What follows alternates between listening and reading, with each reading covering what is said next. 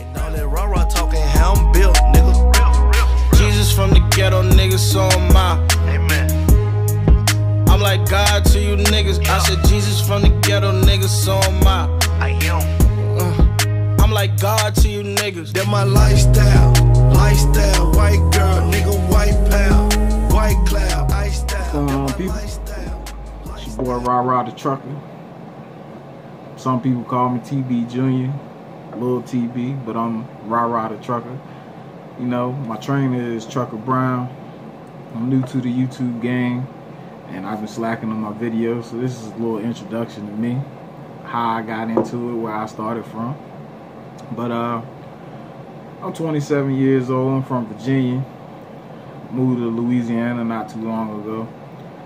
I started driving trucks when I was about 19 on a farm back in Virginia, and I didn't have to have my CDL because it was farm use tags.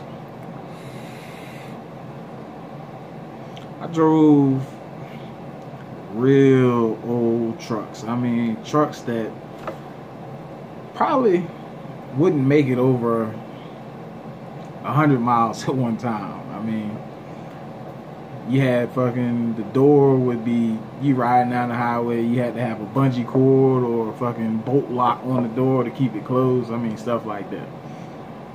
But that's besides the point. That's how I started off. And it was alright for a while, but I felt like I needed to go further. I wasn't making enough money, because nowadays everybody knows health insurance. That's a must, because if you don't have health insurance, when you file your taxes, you're gonna get a deduction for that. They're gonna take money out of it. But anyway, so I drove on the farm for about 5 or 6 years, and I liked it. I love driving trucks. I mean, it was always in my blood, because I had a lot of family members drove trucks.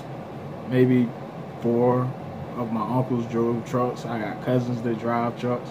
So I've always been around them. So after a while, I got to the point where I needed health insurance, and I got tired of paying it out of pocket. So I wanted to find a job that would have health insurance and I still could drive. So I looked around. I really couldn't find much. So I wound up taking a yard jockey position, because they offered me the job because they saw I was working on a farm. So they said, hey, well, this guy's working on the farm. He's been doing it for 5 years. He knows how to handle a truck. So I got the yard jockey position. I did that for a year and a half, 2 years. It's a good job. I mean, I had no complaints, besides our yard was too small. But other than that, it was good money, because you could get plenty of overtime, because on the weekend they would need somebody to come in and move a trailer for another driver, pull it out of a hole because the hole was too tight, or you would had to come in, they would have a bad reefer unit on a trailer. You swing a load to another trailer. And when I say swing a load, a lot of people don't know what that is, but it's a loaded trailer and the reefer unit goes bad on it and the product is warming up. So you just back another empty trailer in and take the product off of one trailer and put it on the other trailer. So I did that for a year and a half, and I started saying to myself, man, I still need to do better. I had benefits.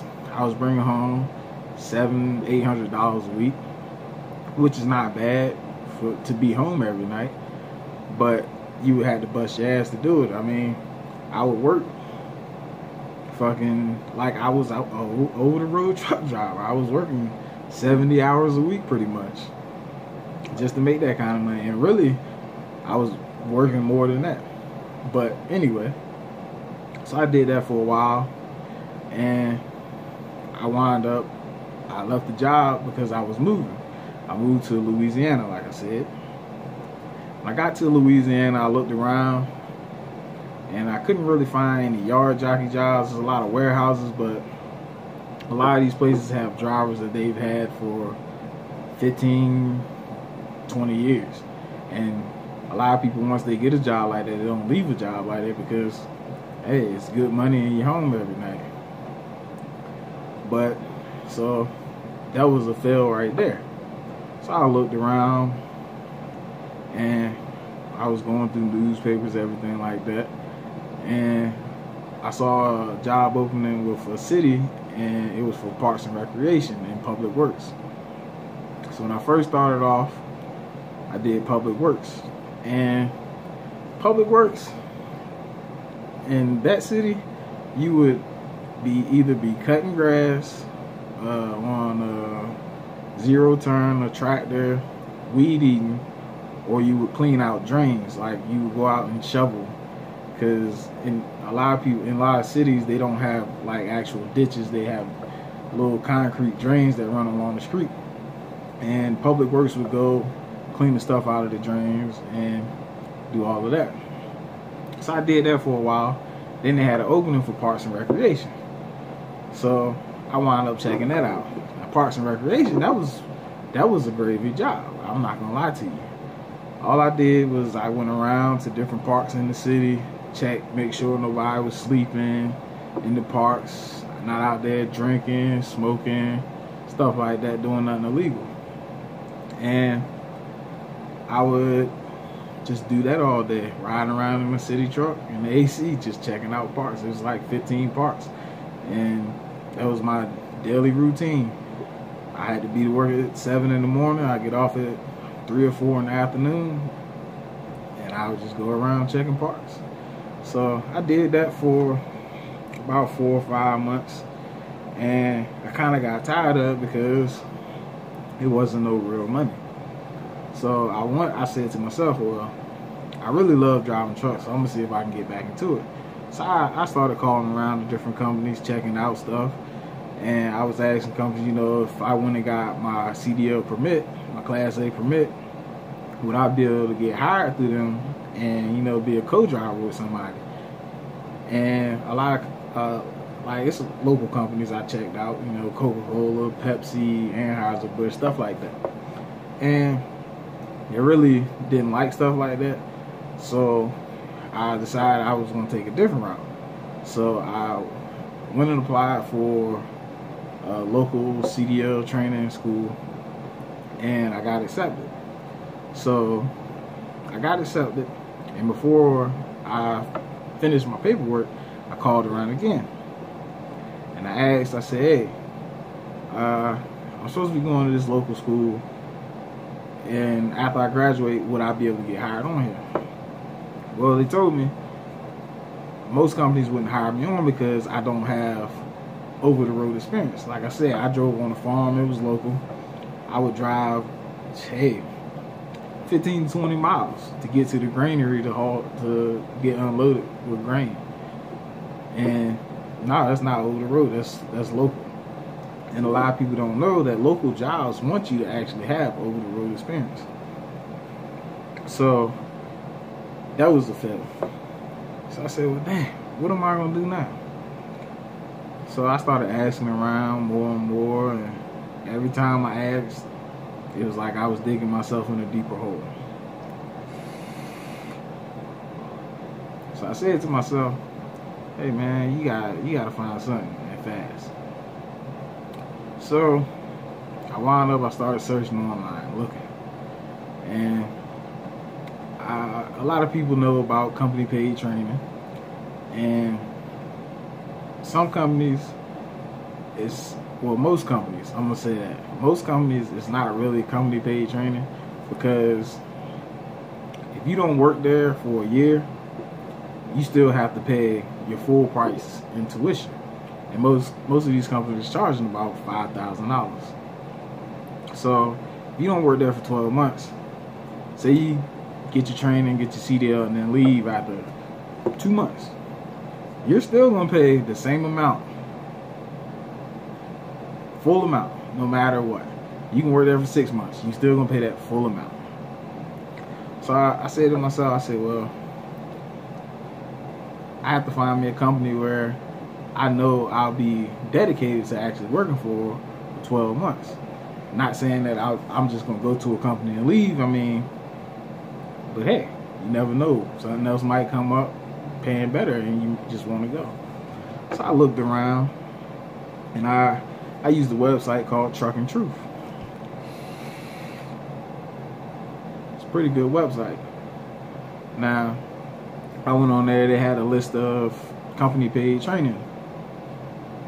So I went down the list, read each review, each feature chart on there, because I know a lot of you guys go on there to find out information.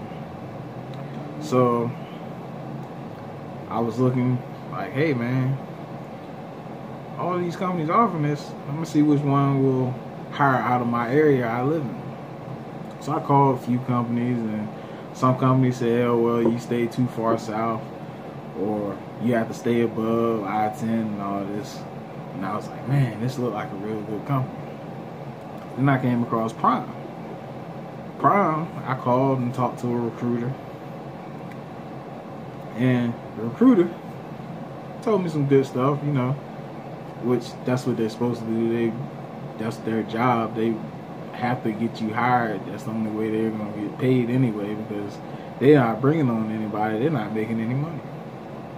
But anyway, so I went through the list, checking. A lot of people say, oh, well, and I see this all the time in Trucker Brown videos, LaShawn Parks, the Wright brother, SoCal. Everybody's asking, what's a good starter company?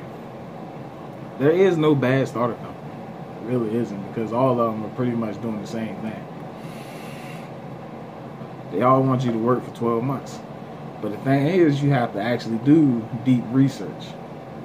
You have to look, see how much you're getting paid after you get out of training, how much you're getting paid during training, or even if you are getting paid during training. Because I checked out one company, and you had to do 3 weeks on a driving pad, backing pad, whatever you call it, and with no pay. So I said, well, I can handle that. I got some money saved up. Let me see what I get paid after this. So after you do the 3 weeks, all you was getting paid, you had to go out with a trainer. After you did your 3 weeks with no pay, you go out on the road with a trainer. I think all you was getting was like $300 a week. You got bills. $300 a week is not nothing. And I said to myself, well, if I'm gonna make $300 a week, I might as well stay where I'm at, because that's not enough to pay my rent, my car payment, stuff like that. So I just said, well, I'll do some more research. When I came across Prime, I looked at Prime. Prime has a longer training program than most companies, but the pay after your training is way better. Most companies will start you off with 30 to 34 cents a mile. Prime starts you off with 43 cents a mile after training. Yes, their training program is longer, but they offer more stuff. They start you off with, you have to do 10,000 miles with a trainer. Now, these 10,000 miles, you're doing most of the driving. The trainer is just there to coach you through stuff pretty much. He's going to teach you how to shift the truck, how to handle it in different situations, how to handle the traffic, teach you your pre-trip, your back, and stuff like that. Most training programs you go to, you don't get that. You're out on the backing pad, and there's like 4 or 5 students to each trainer. With Prime, you only have 1 student to a trainer, which gives you a faster pace on learning. So I like that, which I already drove trucks, so I didn't need to know that. So then I read through some more. After you do 10,000, they bring you back and you take your CDL test, your pre-trip, your backing, and your driving. So I said, okay, well, that seems pretty good. Then I noticed they offered extra money if you were to pass all your tests in one day. Your pre-trip, your backing, and your driving. So I said, well, that's even better. I mean, there's money coming in. Oh, what I forgot to say. So, 10,000 miles. 10,000 miles, depends on the time you go in the year. 10,000 miles should take you about 2 to 3 weeks. You do not get paid, granted that, but they do offer a $200 advance. So I said, well, hey, I checked that out, and after you get your CDL and start training for your second half, they take that out in $25 increments. With $25 a week, that's not bad. You're not gonna miss that. So I said, well, you know, if I need some extra money, I could use that. So then you look at your next part. Your next part of training, which is called TNT. First part is PSD. TNT is when you actually get hired on with the company. You fill out all your paperwork and all that. TNT training is, you still have to be with the trainer, but you go out for 30,000 miles. But on this part of training, your trainer isn't over your back. You're running this as a team operation, and you have to know when you need to stop, take fuel, or to get fuel. You have to know when to stop, take a break, and all that. Which, in the first half of training, you'll learn, you know, how long you can drive without taking a break, how to work the coil column, stuff like that. So by then, you should already know this. But in the TNT phase, you have a guaranteed $700 a week. Now, $700 a week, yeah, sounds good. Okay, now the guaranteed $700, what a lot of people, they see that and say, they come and then they get in their training like, oh man, I'm not even getting $700. But you gotta remember, it's guaranteed $700, but you still have to pay your taxes, don't you? So they take the taxes out. It's still alright money. I mean, you're still making good money to be in training.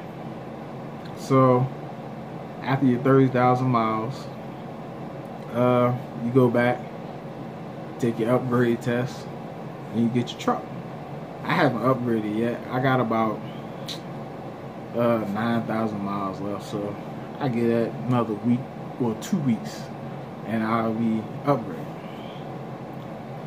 And then you upgrade, you know, you take all your upgrade tests, you get your own truck. So I think it's pretty smooth, but you know, I'm gonna come at y'all again in another video, give you some more information. But this is just a start. You're gonna be seeing a lot of me. Oh yeah, shout out to my boy Trucker Brown, the Wright brother, SoCal, LaShawn Parks. My man's Ghost, just met him a few weeks ago. Cool dude.